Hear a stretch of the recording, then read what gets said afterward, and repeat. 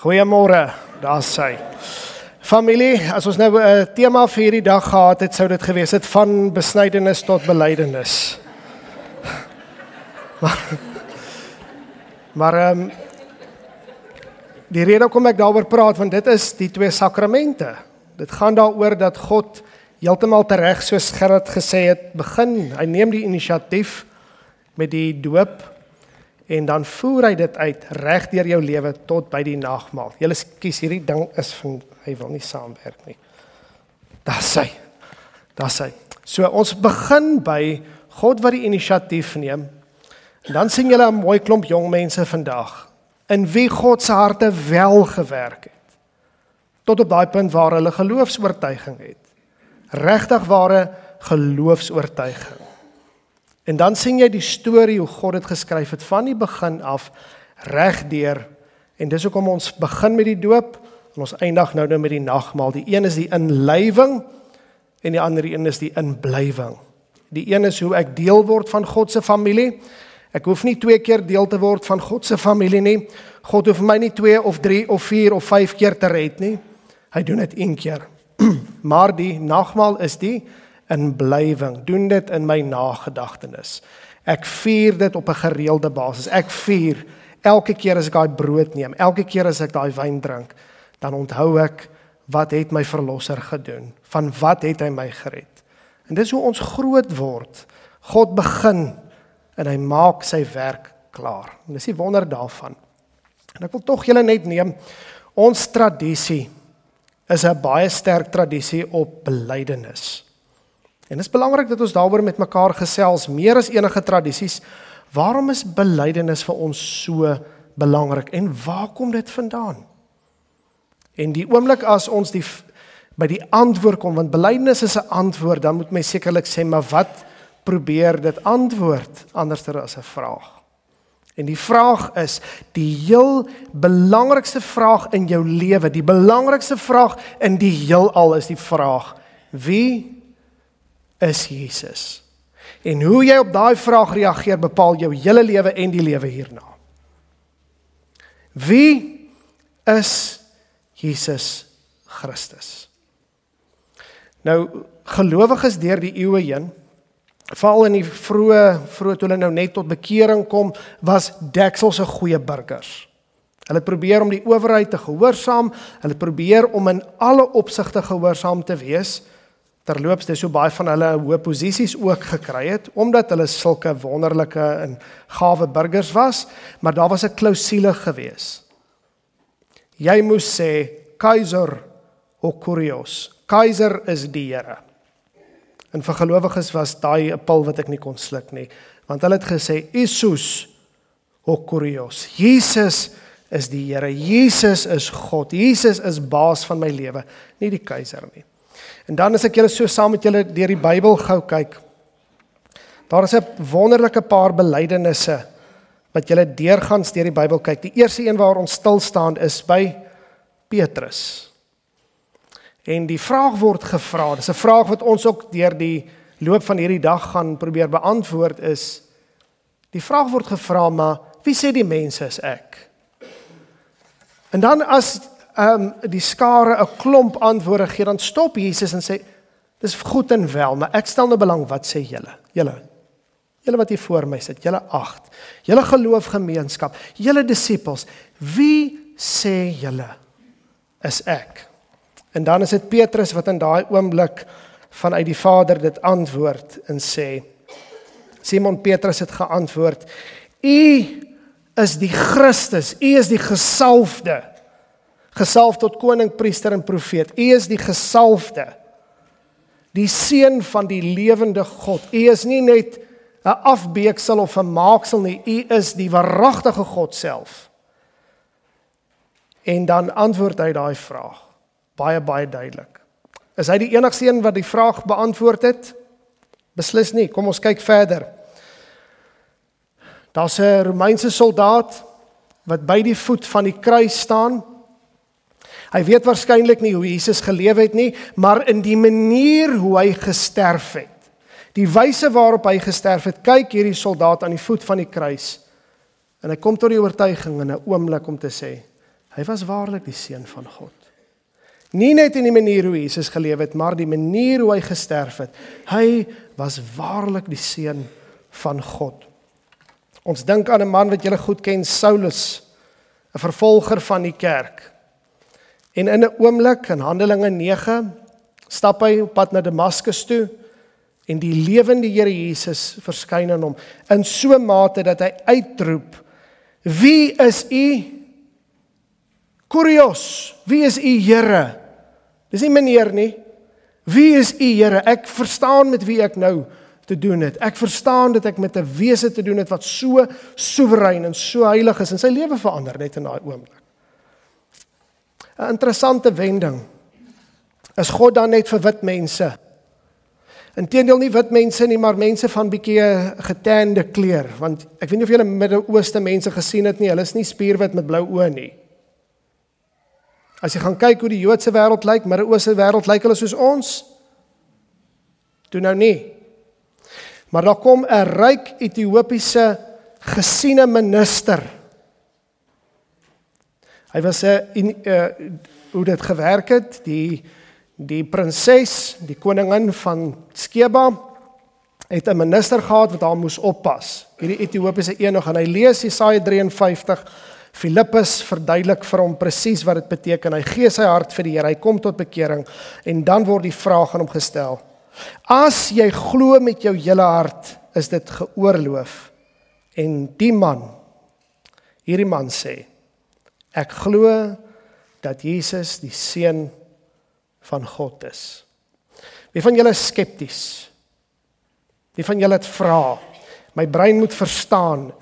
Ek glo nie net in stories en sprokies nie, ek het feite nodig. Wie van julle is hier? Wat van ongelowige Thomas? Een van Jesus se eie disippels wat sê, ek sal waaragtig nie glo nie voor ek sy wonde geraak het, nie voor ek my vinger in sy wonde druk nie. En dan die oomblik as ongelowige Thomas die lewende Christus sien, is dit hy wat saam met die kerk deur al die eeue sê, my Here en my God.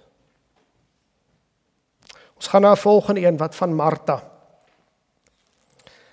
Martha, wat by Jesus se voete is, altyd dien, nog altyd 'n mooi verhouding gehad het met Jesus. Martha, Maria en Lazarus is Jesus se groot vriende. Sy antwoord hom, ja Here, ek glo dat U die Christus is, die Seun van God wat in die wêreld sou kom. En ek eindig hierso met 'n blinde man, 'n man wat blind gebore is, en Jesus raak hom aan met hierdie woorde. Toe antwoord hy en ek sê, wie is hy, Here, dat ek in hom kan glo? En Jesus sê toe vir hom, jy het hom gesien, en hy wat met jou spreek, dit is hy. Toe sê hy, ek glo, Here, en hy het hom aanbid. Is dit nie vir julle aangrypend dat oor die rasgrense sien ons, oor die man en vrou, oor die geslaggrense sien ons, oor die vermoë en onvermoë, blind en vermoënd, hoe Jesus Christus die wêreld verander, ryk en arm, dit maak nie saak nie, want ons sien dieselfde prentjie, dit is wie hy is. En nou het ek die vraag aan u vanmôre. Die vraag wat ons almal vandag moet antwoord is, maar jy,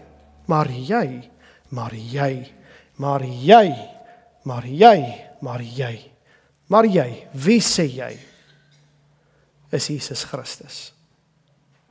Wie sê jy is Jesus Christus? Dis die vraag van jou lewe. En in hierdie oomblik dink ek, dis dieselfde Here wat my kom help om daai vraag te antwoord. Elke keer as hy sê ek is, dan weet ek dit is 'n goddelike uitspraak. Dit is absoluut goddelik in daai oomblik. En ek wil hê julle moet saam met my reis in Johannes. Ons gaan so 'n paar verse lees. Julle hoef nie julle Bybels oop te maak nie.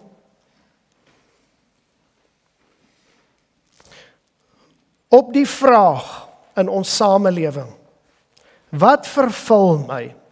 Wat maak my werklik gelukkig? Sal geld of sensualiteit, of plesier, of alles in die hier in die nou, my werklike dors en my werklike honger vervul, dan is dit die Here wat sê, ek is die brood wat lewe gee.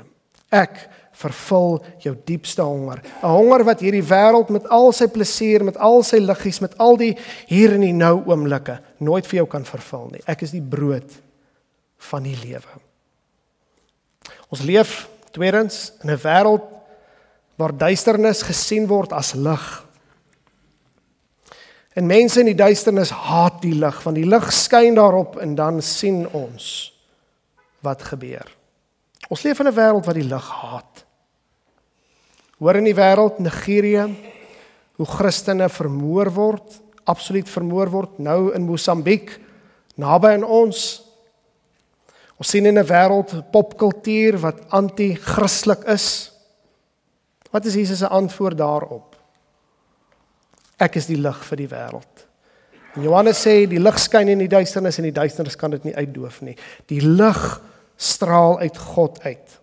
Die derde een. Daar is baie na Rome. Wie van julle glo daai teologie? Nee, wat ons almal gaan op een of ander manier na God kom, een of ander manier so, jy glo in God, maar is net 'n ander manier van God. Jesus kom sê, ek is die deur vir die skape. Daar's een hek, en ek is daai hek. Die volgende vraag in die lewe, ek is die opstanding van die lewe, wie sal vir julle die ewige lewe gee? Krishna, Vishnu, Brahman, Allah, wie sal vir julle die lewe gee? Wie het die mag om vir julle nie net lewe te gee, maar die ewige lewe? In 'n wêreld wat nie wil doodgaan nie, ek weet of julle besef nie, mense spandeer miljoene om hulle self te probeer vries, sodat ernster oor 200 jaar, miskien het iemand 'n kuur en dan kan hulle weer wakker maak. Wat 'n sotheid. Wat 'n sotheid. Hoe bang moet jy wees om dood te gaan? En Jesus sê, maar daar is nie meer dood nie, want ek is die opstanding van die lewe. Ons gaan na die volgende een toe. In 'n lewe waar ons sien dat mense nie meer weet wat reg en verkeerd is nie. Waarheid is relatief. Dis nie meer die waarheid nie, dit is nie 'n absolute nie, dit is 'n subjektiewe. Dis jou waarheid. Dis jou waarheid en as dit reg is vir jou, dan is dit goed vir jou. En Jesus kom en hy sê nee, waarheid is nie relatief nie. Ek is die weg, die waarheid en die lewe. Ons eindig hierso na die einde se kant toe. Waar sal jy die lewe vind? As ek vir julle die vraag moet vra, die lewe begin wanneer? Wie van julle sê as ek aftree? Die lewe begin as die kinders deur universiteit is. Die lewe begin as, wanneer begin die lewe? Die lewe, die ware lewe, Johannes 17 vers 3 sê, die ewige lewe begin as jy Jesus Christus in jou lewe ontmoet. Dan begin die lewe. Dis nie 'n moment waarvoor jy moet wag nie. Dis nie 'n toestand nie, dis nie 'n verlating nie, dis nie iets wat gebeur, dis nie die lotto nie, dis nie kans nie. Die lewe begin as jy hom werklik as jou lewe ontmoet. En dit is wat ons in ons hart glo vandag. Nou, ek wil graag julle uitnooi. Ons gaan nou ook ons geloof hardop bely, wat ons nou gaan doen. Maar miskien is dit belangrik om vir julle te sê, hoekom ons dit doen. Wat maak my 'n lidmaat van die kerk?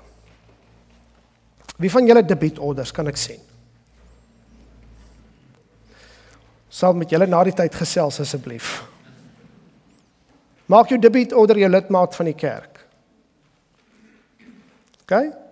Maak die papiertjie wat jy ingevul het, maak dit jou deel van die kerk. Of is dit iets wat in jou hart gebeur het en jy nie anderster kan as om oortuig te wees van dit wat in jou hart is nie? Is dit wat jou nie lidmaat van die kerk maak nie? Vir 300 jaar het hulle geworstel met die vraag, wie is Jesus? En almal het antwoorde gehad. Hy was 'n spook gewees, as jy nie gnostiek is. Party het gesê, nee, dit was net verskillende vorme van God. God het hom eers as Vader uitgedruk, en toe as Seun, en nou sal hy hom as Heilige Gees uitdruk, maar dit is net verskillende vorme. En die kerk het daai vraag probeer beantwoord, baie hard en baie duidelik, in die belydenis van Nicea, wat veral gaan oor wie is Jesus.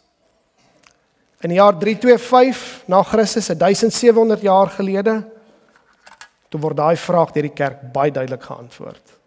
En dis in hierdie dag, saam met hierdie jong mense, wat ons staan, en ons bely ons geloof, wat ons glo in ons hart. Julle kan saam met my staan.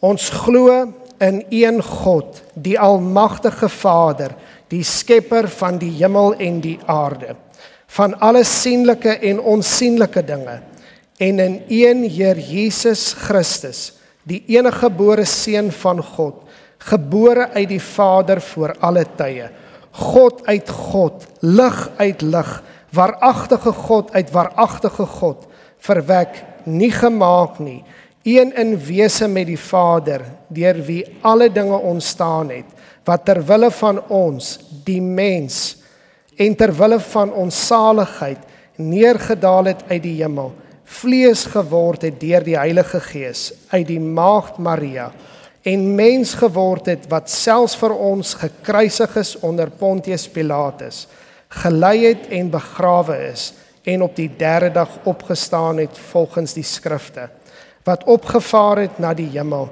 en wat sit aan die regterhand van die Vader, wat weer sal kom met heerlikheid, om te oordeel oor die wat nog lewe, en die wat reeds gesterf het, wie se koningsheerskappy geen einde sal hê nie, en in die Heilige Gees, die Heer en lewendmaker, wat van die Vader en die Seun uitgaan, wat saam met die Vader en die Seun aanbid en verheerlik moet word, wat gespreek het deur die heilige profete. Ons glo aan een heilige algemene kerk, gegrond op die leer van die apostels. Ons bely een doop tot vergifnis van sondes. Ons verwag die opstanding van die ontslapenis en die ewig lewe in die toekomstige eeu. Amen. Amen. Julle kan sit.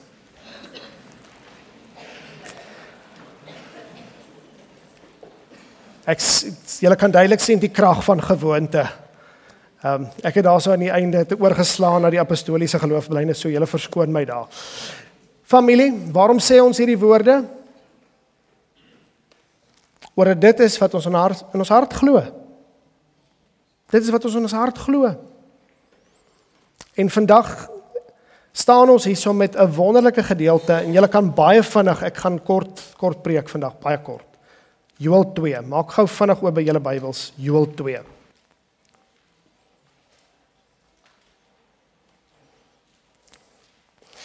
Die rede waarom ek hierdie teksgedeelte saam met julle vandag kortlik lees, is die volgende. Wie van julle het al 'n verkeersbeampte raak geleef wat jou afgetrek het? Daai bekende oomblik as hulle vir jou wys so. Wie van julle het al daai oomblik beleef in jou lewe? Kan ek gou sien? Wie van julle het dit al beleef as jy oor die spoedgrens was?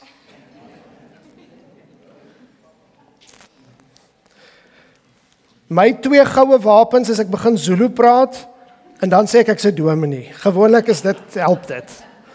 Maar nie altyd nie.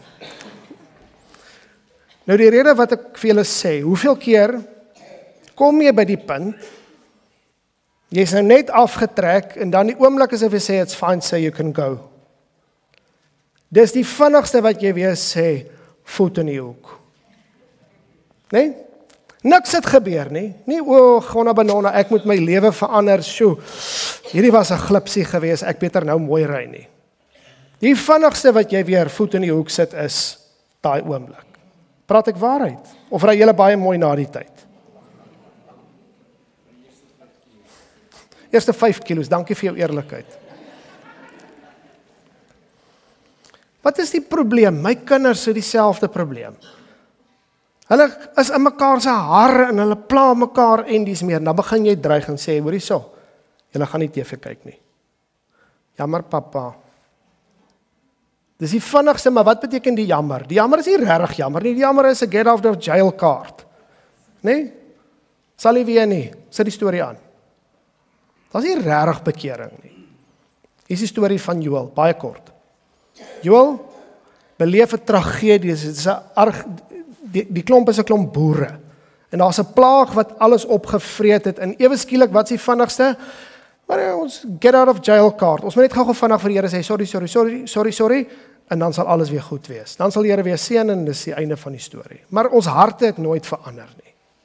Ons het nooit verander nie. En hier kom die Here en hy wys vir hulle iets van hulle hart. Ons het gepraat verlede week oor die verbond. Die doel van die nuwe verbond is om jou hart te verander. Jesegiel se wonderlike teks, ek sal vir julle 'n nuwe hart gee. Maar hoe doen die Here dit? Die Here doen dit nie deur verdere dreigemente nie. Die Here doen dit nie om mense bang te maak en nog groter vrees en nog groter straf aan te kondig nie. Hy doen dit deur juis vir hom en vir mense wat van hom vergeet het te wys wie hy is. Wie en wat is hierdie God? En ek lees saam met julle hier 'n belangrike gedeelte. Vers 13. Skeer julle harte, nie julle klere nie. Kom terug na die Here toe. Hy is wat? Hy is genadig en barmhartig. Hy is lankmoedig en vol liefde. Hy is bereid om straf te herroep. Die doel van God is altyd om vir ons te wys wie hy werklik is. En ons belydenis is wanneer ons dit gesien het. Ons antwoord daarop is wanneer ons sien wie God is. Hy is genadig en barmhartig. Hy is lankmoedig en vol liefde. Hy is bereid om straf te herroep. Wie weet of hy nie die straf sal herroep en weer voorspoed sal gee nie. Nou terwille van tyd moet ek vir julle sê, gaan lees die wonderlike verhaal van die uitstorting van die Heilige Gees in Handelinge 2. Wat gebeur in die uitstorting van die Heilige Gees? Ewe skielik sien ons mense begin vreemde taal praat, dis natuurlik 'n verstaanbare taal. Julle ou mense sal gesigte sien, julle jong manne sal drome droom. Daar's 'n vervulling met die Heilige Gees wat oor die hele volk, elke man, vrou en kind uitgestort is. En daai mense kom radikaal tot bekering. Hulle harte verander. My vraag wat ek julle in een sin mee laat, in een sin. As jy God werklik sien vir wie hy is, as jy God werklik sien vir wie hy is, wat doen dit aan jou? Wat doen dit aan jou aanbidding? Wat doen dit aan jou lof? Wat doen dit aan jou dank? Wat doen dit aan die manier waaroor jy met God praat? Wat doen dit aan jou as jy in die almag van God vaskyk? Jou lewe kan nie dieselfde lyk nie. Net so min soos wat ek julle sal glo as jy sê 'n 10 ton trok of 'n 18 ton trok het my teen die spoed van lig getref en niks het verander nie. Sê ek nou vir julle, ek kan dit nie glo dat iemand werklik in God vaskyk en jou lewe nie radikaal anderster is. Jou verhouding met jou vrou, jou verhouding met jou medemens, jou hart word verander. Wat gebeur vandag met ons as ons introspeksie doen om vir die Here te vra, wie is u werklik, Here? En daarop sê ek, amen. Ons gaan oor na die belydenisaflegging. Ek gaan nou vra vir hierdie mooiste bloeisels van julle. Julle oulike kinders, julle het goed gedoen, hoor. Julle het goed gedoen. Waar is al die ouers? Laat ek gou sien. Ek ken daar. Waar is die ouers? Daarso. Daarso. Waar is nog ouers? Kan ek sien? OK, ek sien nou nie die res nie. Daarso. Ek het nou net gedink ons het 'n weeskind. Goed. Maar ek gaan vir julle vra, kom sit asseblief tog hier so aan die nagmaaltafel. Julle kom sit hier so saam met my aan die nagmaaltafel.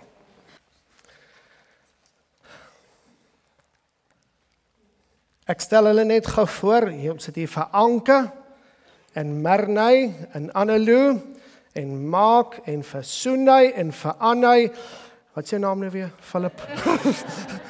En Benjamin. Benjamin. Weet julle, ons stap oor die afgelope jaar, oor die afgelope paar jaar 'n wonderlike paadjie saam met mekaar.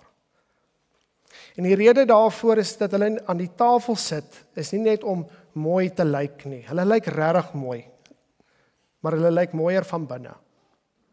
En die rede hoekom ek dit vir julle sê is want ons het die diep gesprek gehad oor geloofsoortuiging, regtig oor, maar as jy vandag die Here ontmoet, hoe seker is jy dat jy in ewigheid met hom sal wees? Dit gaan nie oor die regte antwoord nie, dit gaan oor die oortuiging van wat die Bybel my sê. En hierdie klomp het die oortuiging, God het begin met die doop. Hy het gewerk deur ouers. Hy het mense gestuur. Hy het mense in predikante en geestelike leiers en onderwysers en mentors hy gestuur om julle te help. En julle geloof is gevorm op so 'n manier dat julle kan sê, saam met die kerk, ons glo. So my vraag aan julle is vanoggend, wie se tafel is dit hierdie? Aan wie behoort hierdie? Ja, aan hy, dis altyd 'n goeie antwoord in die kerk. Jesus is die antwoord. Dis die Here Jesus se tafel. My vraag is hoekom sit julle aan hierdie tafel? Hoekom sit julle aan sy tafel? Want hy is die een wat julle nooi. Hy is die een wat vir julle sê, kom sit aan my tafel. Hierdie is my liggaam, hierdie is my bloed. Dis daai Here Jesus wat dit vir julle sê, omdat hy julle lief gehad het, julle uitverkies het. En my vraag, as hy vir julle die vraag vra vandag, wie sê julle is ek? Wie sê julle is ek? Daai antwoord gee die reg om aan hierdie tafel te sit. En dis hoekom ek vir julle daai vraag vra. Glo julle regtig dat Jesus Christus die Here is, die koning van alle konings, ons Messias, ons Hoëpriester, dat hy ons met sy bloed gekoop het, dat hy betaal het vir julle, dat hy julle die lewe kom gee het. Glo julle dit?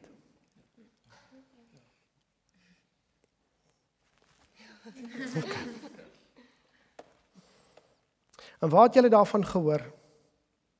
Tuurlik deur julle ouers, maar primêr in die Bybel. Ons verkondig nie 'n ander Christus as die Bybelse Christus nie. In die Ou Testament is Jesus verborge. In die evangelies word hy geopenbaar. In die Handelinge sien ons hoe hy werk. In die briewe word hy verduidelik. En in Openbaring word hy uiteindelik in sy glorie gesien. Glo julle dat die Ou en die Nuwe Testament regtig die woord van die Here is?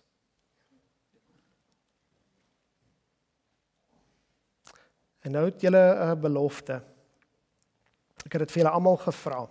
Familie, is dit wys om vir 'n vrou, praat nou van 'n my vrou se konteks. Is dit wys om na toe te gaan en sê, "O, my liefie, jy het die pragtigste gesig in die wêreld. O, dis pragtig. Dit maak my liries, maar jou liggaam, daar's werk."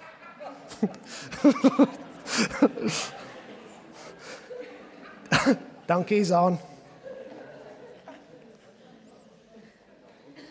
Waarom vra ek hierdie vraag vir julle? Jy kan nie ja sê vir Jesus en nee vir sy kerk nie. Want 'n ja vir die hoof is ook ja vir die liggaam. As jy ja sê vir die hoof, hy het juis die liggaam kom vestig, hy het juis dit kom bou. En dis hoekom dit ook 'n ja vir die liggaam is. Die liggaam met al haar gebreke, die liggaam met al haar foute, die liggaam wat soms seermaak, die liggaam wat ook genees. En dink gou 'n bietjie, 'n klein toentjie sny hom gou af. Die hele liggaam ly. Dis wat Paulus ons leer. Die hele liggaam suffer, maar daai toentjie ook. Wat gebeur met daai toentjie? Hy gaan dood. En dis hoekom julle ja, is nie net 'n ja vir Jesus nie, is ook 'n ja vir sy kerk. Dis ja vir Jesus in Potchefstroom. Dis ja vir Jesus in Bloemfontein. Dis 'n ja vir Jesus in Swakop en in Walvis, en waar ook al julle mag wees. Dis 'n ja, ek is deel van die kerk. En dit is wat ek vir julle vra, is dat julle kom met teenoor die Here om te sê, ja Here, ek sal dien in die kerk, en ek wil graag hoor, nie net by myself by die TV nie, ek wil deel wees van 'n familie waar die woord verkondig word. En wat sê julle hierop? Dis daai Here, omdat hy vir julle lief is, wat vir julle hierdie liggaam gee.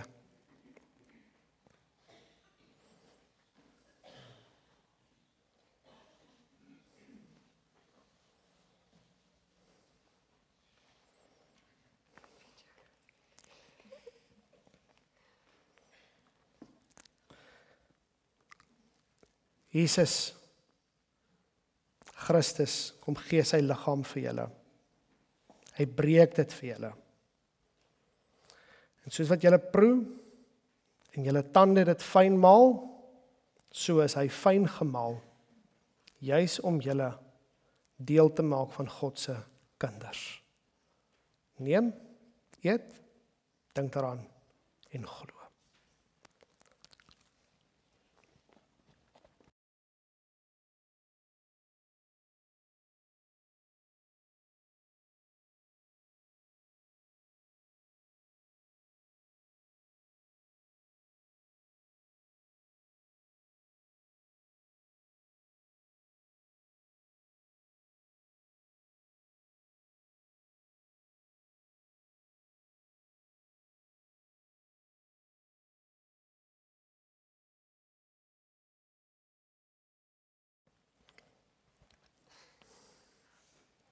Wat is in hierdie beker? Wat is in hierdie beker? Waarvan as ek vir jou sê dis bloed? En die rede hoekom ek praat oor bloed, want hy sou sy bloed gestort het, die laaste druppel, om julle te koop op die slawemark van sonde. Hy het 'n beker vol oordeel gedrink. En hy gee vir julle iets anders, nie 'n beker vol oordeel nie. Hy gee vir julle 'n beker vol genade. En dis hoe julle deel is van God se kinders. As ons nie hiervan dit drink nie, as ons nie deel het aan Christus nie, het ons geen hoop nie. Daarom gee ek vir julle hierdie. Julle kan self kies. Binne is druiwesap, buite is wyn. Julle kan self kies.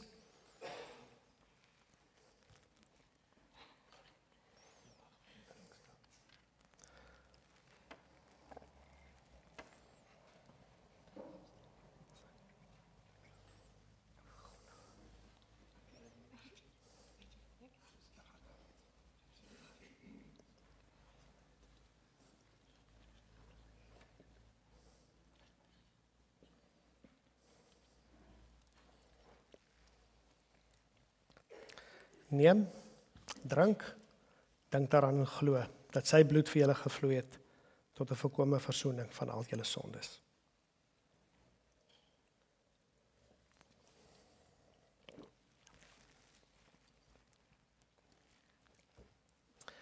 Ons wil vir julle graag 'n persentjie gee.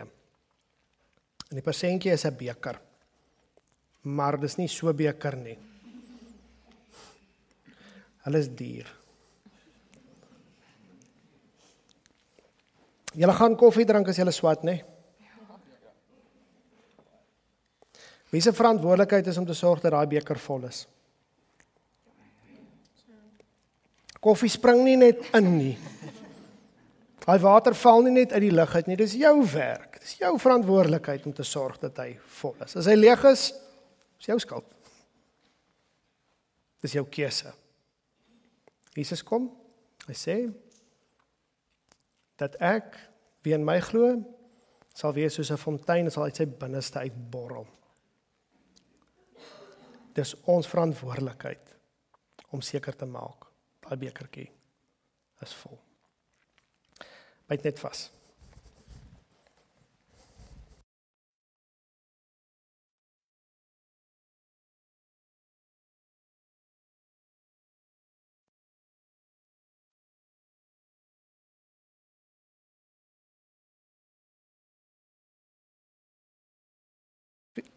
Vat vir julle een. Hy's vol sweets. Waarom is sweets? Iets van daai soetheid, proe dit. Dis nie 'n straf om naby die Here te wees nie. Dis soet. Dis heerlik. Mag julle in julle geloof groei. En ons bid sommer saam met julle en ek wil vra, steek julle hande sommer net uit familie as ons hulle ook seën en die Here se seën oor hulle lewens bid. Here Jesus, baie dankie vir jong mense. Dankie Here vir elke liewe onderwyseres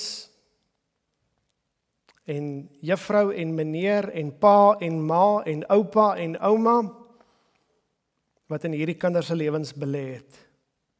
Dankie vir elke kategeet, vir elke tannie wat sonndagskool gegee het, elke oom wat op 'n kamp gevat het, elke preek, elke lied. U het dit alles gebruik om hulle geloof te vorm. En dankie dat die een en selfde Here Jesus vandag nog steeds red. Ons loof U en ons prys U in aanbidding. Ons koning en ons God. Mag U nou hierdie wonderlike jong mense seën. Mag hulle bekers vol wees. Mag hulle naby aan U leef, waar hulle ook al gaan. In Jesus naam. Amen.